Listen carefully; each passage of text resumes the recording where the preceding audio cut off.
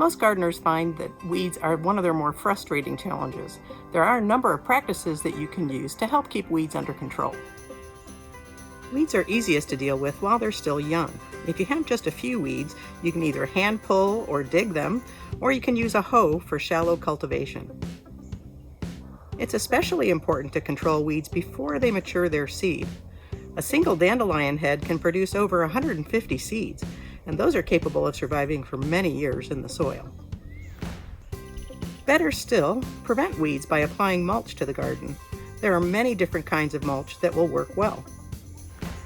Organic mulch suppresses germination of weed seeds, and it cools the soil as well as conserves soil moisture. Examples of organic mulch include chipped or shredded bark, grass clippings, and straw. Those weeds that do come up through the mulch are usually easier to pull. Plastic mulch also prevents weed germination and conserves soil moisture, but it will warm the soil, which is beneficial for warm season crops such as tomatoes and peppers. For more information on controlling weeds in the garden, visit Purdue Extension online.